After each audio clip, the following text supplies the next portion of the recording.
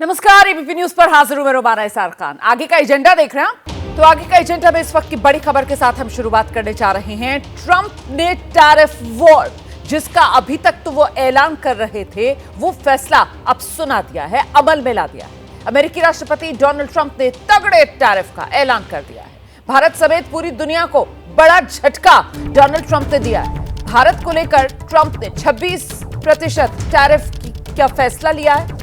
तो ये 26% reciprocal tariff जो भारत पर लगाया है। रेसिप्रोकल टैरिफ यानी आसान भाषा में बदले का टैक्स आप कह सकते हैं। 9 अप्रैल से ये जो नए टैरिफ के रेट है ये लागू हो जाएंगे। कल अमेरिका के राष्ट्रपति डोनाल्ड ट्रंप ने कई देशों के लिए ऐलान किया। इसमें अमेरिका ने भारत पर 26% टैरिफ लगा दिया है।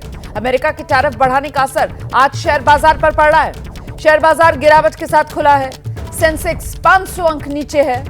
डॉलर के मुकाबले रुपया भी कमजोर, 26 पैसे की गिरावट हुई है। तो ट्रंप ने भारत पर 26% रेसिप्रोकल टैरिफ लगाया है।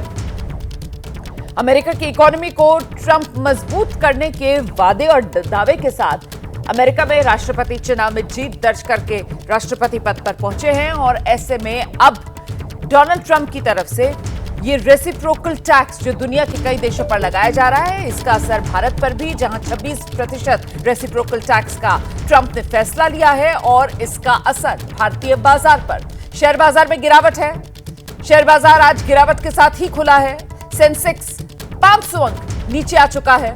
डॉलर के मुकाबले रुपया वो कमजोर हुआ है। 26 पैसे की गिरावट डॉलर के मुकाबले रुपए में भी देखी जा रही है। तो ये इस वक्त की बड़ी खबर है। Very, very tough. Very, very tough. The Prime Minister just left, and he's a great friend of mine, but I said, you're a friend of mine, but you're not treating us right. They charge us 52%. You have to understand, we charge them almost nothing. और आइए सीधे आपको लेकर चलेंगे मुंबई। हमारे साथ हमारी सहयोगी नम्रता इस वक्त मौजूद है। जरा जानते हैं नम्रता से, गिरावट के साथ बाजार खुला है, अभी बाजार का हाल क्या है? नम्रता, अपडेट। देखिए रोमाना, रेसिप्रोकल टैरिफ की बात करें तो यानी कि जैसे को तैसा भारत जो है 52% लगाता है, लेकिन फिर भी थोड़ी सी गनीमत दिखाते हुए 26% टैरिफ जो है वो भारत पर लगाया गया। और उसका सीधा असर शेयर बाजार में देखने मिल रहा है। मेरे पीछे आप देख सकते हैं बॉम्बे स्टॉक एक्सचेंज का रैंप जो है वो पूरी तरह से लाल हो चुका है, यानी कि ऑटो सेक्टर पर, इलेक्ट्रॉनिक सेक्टर पर इसका सबसे ज़्यादा असर पड़ा है। और ऐसे में मार्केट जो है वो 500 अंकों से डाउन पर खुला है। निफ्टी जो है वो 136 से नीचे है। तो जो असर है वो मार्केट पर साफ तौर पर देखने मिल रहा है। लेकिन आपको बता दें कि जितनी उम्मीद की जा रही थी, एक्सपर्ट्स का कहना है कि जिस तरह की उम्मीद थी कि इसका बहुत ज़्यादा असर मार्केट पर दिखाई देगा, मार्केट धड़ाम होकर गिर जाएगा, लेकिन वैसी कोई स्थिति यहाँ पर दिखाई नहीं दे रही है। 500 अंकों की गिरावट है, लेकिन इससे भी जो और भी बुरी स्थिति है वो बाजार ने देखी है। तो ऐसे में बताया जा रहा है कि 26% को एक पॉजिटिव साइन के तौर पर भी देखना चाहिए कि भारत पर उतने प्रभावशाली तौर पर टैरिफ नहीं लगाया गया है। हालांकि एक्सपर्ट्स का कहना है कि असर तो पड़ेगा, ऑटोमोबाइल्स पर पड़ेगा, इलेक्ट्रॉनिक्स पर पड़ेगा, एग्रो में सोयाबीन पर पड़ेगा, क्योंकि भारत सबसे ज़्यादा जो सोयाबीन का प्रोडक्ट है वो अमेरिका को भेजता है। तो इन तमाम चीज़ों पर असर ज़रूर पड़ेगा। लेकिन कहीं ना कहीं एक पॉजिटिव साइन है कि भारत में भी जो मेड इन इंडिया के तहत जो प्रोडक्ट्स बनते हैं उस पर एक अच्छा सा एक पॉजिटिव साइन जो है वो देखने मिलेगा। अगर भारतीय शेयर बाजार की बात की जाए और सेक्टर्स के हिसाब से मैं आपसे सवाल पूछूं नम्रता, तो सबसे ज्यादा धक्का कहां पर लगेगा? आईटी सेक्टर सबसे ज्यादा, वहीं पर धक्का लगने की आशंका एक्सपर्ट्स की तरफ से जताई जा रही है क्या? और साथ ही साथ जो एक्सपर्ट्स कह रहे हैं कि साहब ठीक है, अमेरिका जो है फिलहाल अपनी इकोनॉमी को सुधारने के लिए ये दुनिया के तमाम देशों पर रेसिप्रोकल टैक्स वाला खेल खेलने में जुट गया है, लेकिन इसका खमियाजा खुद अमेरिका और अमेरिकी इकोनॉमी को उठाना पड़ेगा। नम्रता जी देखिए, बिल्कुल बाजार भी इस बात का इंडिकेशन करते हैं कि जो ऑटोमोबाइल और आईटी सेक्टर्स हैं उन पर असर पड़ने वाला है, इसलिए उनके जो शेयर्स हैं बहुत बुरी तरह गिरे हैं। लेकिन देखिए जो टैरिफ है, टैरिफ के चलते जितनी भी मैन्युफैक्चरिंग होती है ऑटोमोबाइल्स और तमाम चीज़ों की, जब उसको भेजा जाएगा तो वहाँ पर इम्पोर्ट के चलते बहुत ज़्यादा असर देखने मिलने वाला है। इसके साथ साथ जो एग्रो के प्रोडक्ट्स है, जैसे कि मैंने जिक्र किया, सोयाबीन को बड़ी मात्रा में जो है भारत अमेरिका भेजता है, तो उस एक पर्टिकुलर प्रोडक्ट पर भी असर पड़ेगा। लेकिन फार्मा जो है फार्मा को टैरिफ से फिलहाल बाहर रखा गया है। 10 अप्रैल के बाद ट्रंप इसको लेकर फैसला लेंगे। तो फार्मा जो है एक बड़े स्तर पर अमेरिका के साथ हमारा जो है व्यापारिक रिश्ता है उस पर कोई असर देखने नहीं मिल रहा है। आईटी और ऑटोमोबाइल जो है उस पर सबसे ज़्यादा असर देखने मिल रहा है और टैरिफ बढ़ने से भारत का जो एक्सपोर्ट है वो $3.6 बिलियन जो है वो भी कम हो सकता है। ये बात की आशंका जो है वो एक्सपर्ट जता रहे हैं। लेकिन आपको बता दें रोमाना, इसमें गनीमत यह है कि ये सिर्फ जीडीपी का जो 0.1% है उसके बराबर है। तो बाजार की स्थिति देखते हुए भी एक्सपर्ट्स का कहना है कि भारत पर इतना असर नहीं पड़ सकता है, क्योंकि रेसिप्रोकल का मतलब होता है जैसे को तैसा। 52% पूरी तरह जो है अमेरिका लगा सकता था, लेकिन भारत से रिश्ते बेहतर होने के चलते सिर्फ 26% लगाया गया है। तो जो भारतीय कॉमर्स मिनिस्ट्री है वो इसका विश्लेषण कर रही है कि अगर अलग अलग सेक्टर्स में इसका असर पड़ता है तो क्या कुछ रणनीति बनाई जाए। लेकिन फिलहाल जो मार्केट की स्थिति है, जो ऑटोमोबाइल और तमाम के शेयर्स है, उससे समझ में आ रहा है कि उतना गहरा असर नहीं पड़ा है जिसकी उम्मीद जताई जा रही थी। टैरिफ 26% है, लेकिन बाकी देशों के मुकाबले काफ़ी कम है। लेकिन ये देखना पड़ेगा कि इससे किस तरह का एक फ़ायदा जो है वो भारत को देखने मिल सकता है। फिलहाल बाजार की आप स्थिति देखें, बाजार जो है वो प्री ओपनिंग में 800 के नीचे था, लेकिन जैसे ही मार्केट खुला वो 500 के करीब था। यानी कि जिस तरह की उम्मीद की जा रही थी वो उम्मीद यहाँ पर नहीं है। लेकिन आपको बता दें कि सबसे ज्यादा जो कम असर है वो जो फार्म और डेयरी प्रोडक्ट्स पर भी पड़ सकता है। और जो फार्मा सेक्टर है, जो फार्मा सेक्टर है उसके जो शेयर हैं वो फिलहाल हरे निशान में चल रहे हैं। मतलब वहां पर किसी तरीके का कोई असर नहीं है। और ये जो टैरिफ वॉर या फिर टैरिफ वाला कहर ट्रंप की तरफ से दुनिया पर बरसाया जा रहा है, भारत में जो फार्मा सेक्टर है यहां पर एक उम्मीद नजर आ रही है। और ऐसा नहीं है कि अमेरिका ने टैरिफ सिर्फ भारत पर बढ़ाया है, दूसरे देशों को लेकर भी ट्रंप की तरफ से बड़े फैसले लिए गए हैं इसी टैरिफ को लेकर। वो सुनिए। The United States charges other countries only a 2.4 tariff on motorcycles. Meanwhile, Thailand and others are charging much higher prices, like 60%. India charges 70%. Vietnam charges 75%, and others are even higher than that. I don't blame these other countries at all for this calamity. I blame former presidents and past leaders who weren't doing their job. They let it happen. And they let it happen to an extent that nobody can even believe. That's why, effective at midnight, we will impose a 25% tariff on all foreign-made automobiles. और ऐसे में ये जो tariff war Trump की तरफ से छेड़ी गई है दुनिया भर के खिलाफ, जिसमें भारत पर भी रेसिप्रोकल टैक्स के तहत 26% टैक्स ट्रंप ने लगाने का फैसला किया है, इसका किन सेक्टर्स पर भारत में असर आप देख रहे हैं? रसायन फार्मा सेक्टर को छोड़कर आप जो बाकी सेक्टर्स हैं उसमें सिरेमिक और कांच, रबर उत्पाद, प्रोसेस फूड, चीनी, कोको, डेयरी प्रोडक्ट्स, वो तमाम सेक्टर्स हैं जिस पर इसका असर पड़ने की आशंका जताई जा रही है। इलेक्ट्रॉनिक्स और टेलीकॉम और साथ ही सोना, चांदी, आभूषण, मशीनरी, कंप्यूटर, तो ये वो सेक्टर्स हैं जिन पर इसका असर, और खासतौर से जो आईटी सेक्टर है उस पर इसका खासा असर।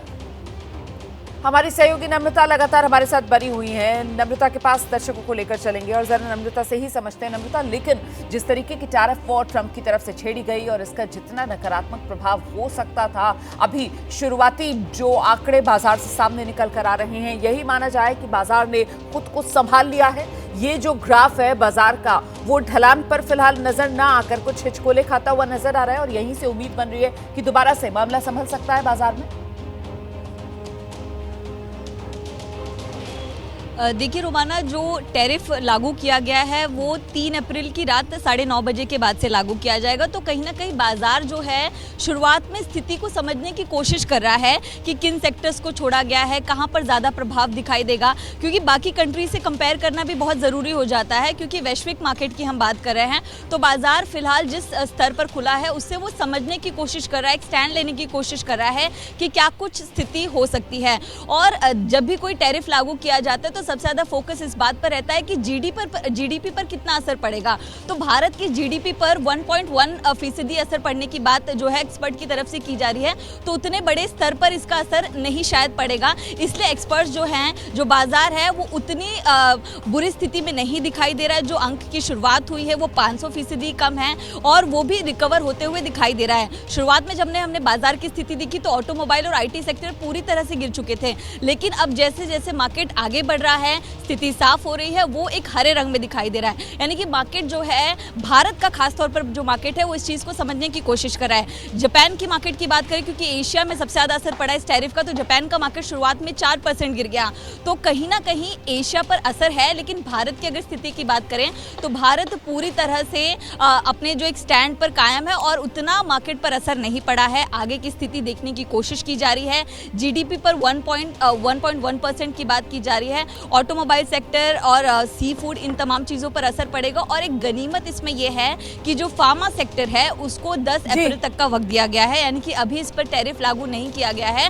तो इन तमाम स्लो मूवमेंट को देखते हुए मार्केट उस तरह से रिएक्ट कर रहा है रोमाना। और अभी फिलहाल मार्केट की जिस तरह की उम्मीद जताई जा रही थी कि शायद 1000 पॉइंट्स गिरे, वो स्थिति यहाँ पर नहीं है। बहुत शुक्रिया अमृता आपका इस तमाम जानकारी के लिए। नजर बनाकर रखेगा तो कुल मिलाकर अभी की स्थिति में कहा जा सकता है कि ट्रंप का ये टैरिफ वॉर और इसको लेकर भारतीय कंपनियां फिलहाल तैयार नजर आ रही हैं।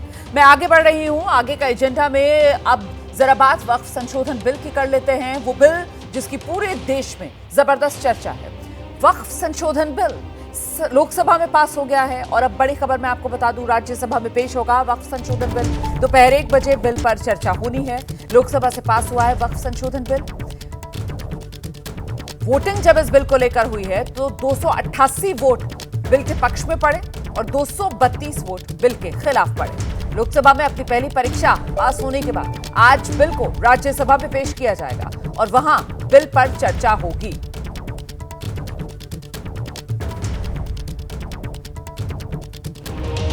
तो कल लोकसभा के बाद आज बारी राज्यसभा की है। लोकसभा में पहली परीक्षा जो है वो इस वक्त संशोधन बिल ने पास कर ली है।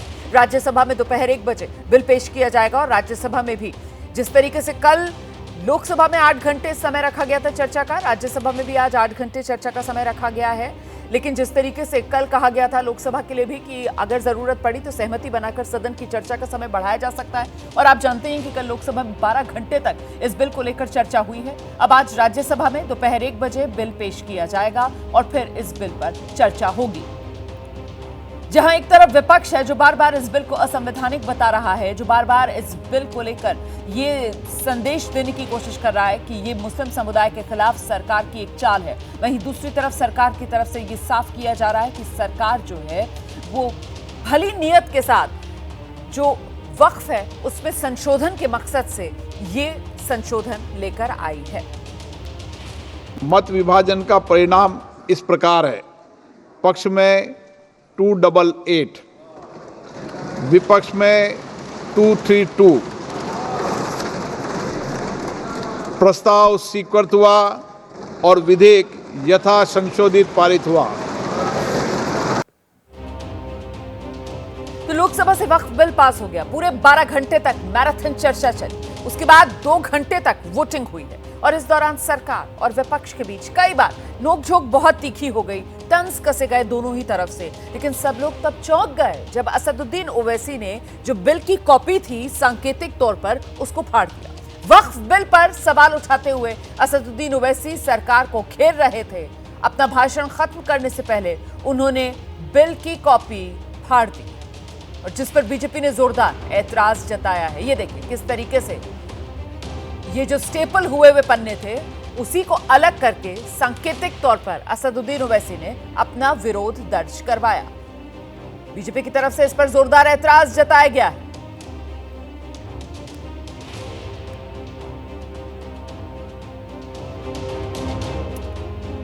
तो लोकसभा में कल जो गर्मा गर्म बहस हुई है वक्फ संशोधन बिल को लेकर, उसी से जुड़ी ये खबरें हम आपको दिखा रहे हैं। लोकसभा से बिल पास हो गया है। 288 वोट लोकसभा में इस बिल के पक्ष में पड़े और 232 पर विपक्ष का खेमा सिमट कर रह गया जो इस बिल का विरोध कर रहा था। अब आज बारी राज्यसभा में बिल को लाने की।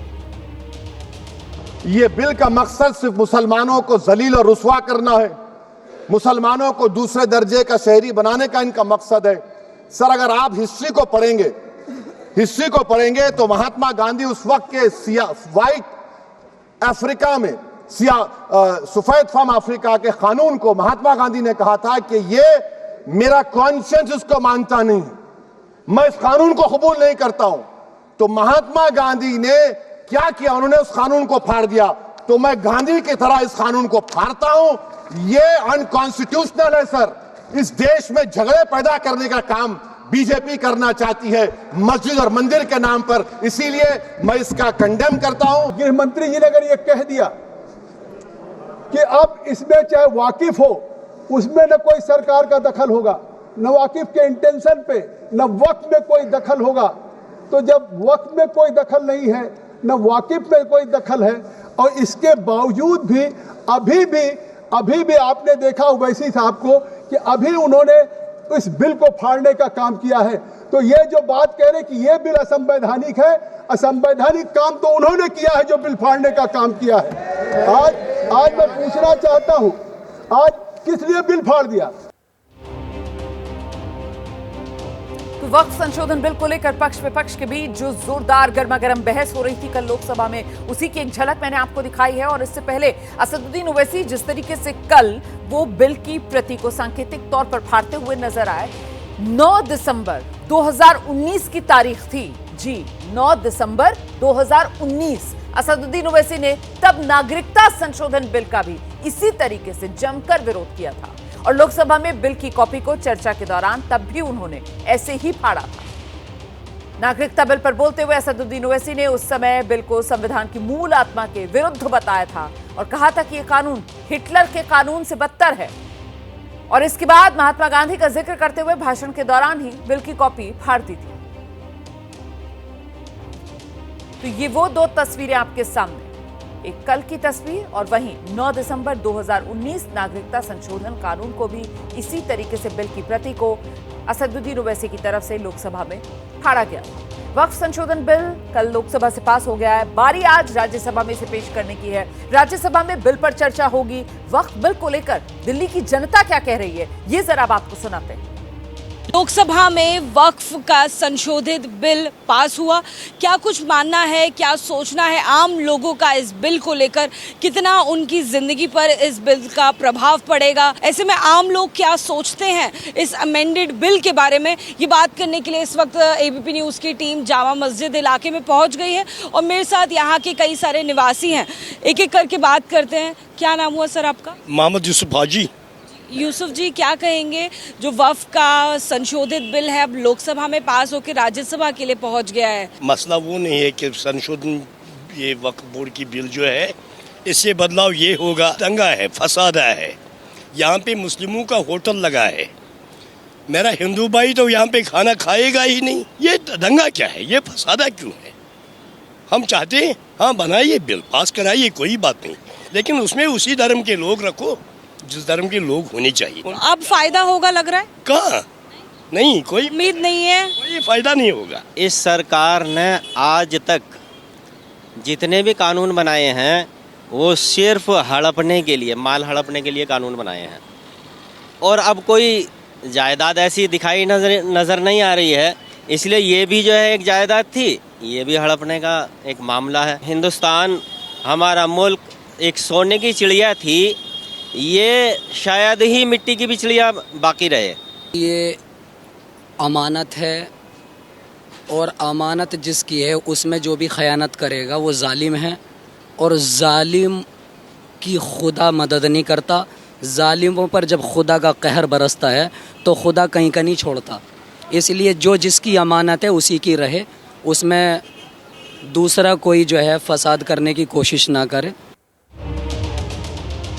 देखिए, वक्फ बिल पास होने के बाद उत्तराखंड वक्फ बोर्ड के चेयरमैन हैं शादाब शम्स, उनका बयान सामने आया है, वो सुनिए। जितने भी लोग वक्फ अमेंडमेंट एक्ट का विरोध कर रहे हैं ये मुसलमान नहीं है, ये पॉलिटिकल मुसलमान है। ऊपर से लेके नीचे तक जितने मुस्लिम पर्सनल लॉ बोर्ड के मेंबर्स हैं, जितने ये मुस्लिम तंजीमें चल रही हैं या जमात है या जो लोग साथ में आए हमदर्द बन के दिखा रहे हैं या ओवैसी साहब हैं, ये सब लोग वक्फ के इंक्रोचर हैं। हैदराबाद में जो छपते हैं उन पेपर्स को उठाइए, कैसे कैसे जमीनों के ऊपर आपने उन जमीनों के ऊपर कब्जे किए, कैसे आपके लोगों ने उन्हें बेचा, कैसे आपके भाइयों के नाम पे लैंड ग्रैब का केस चला।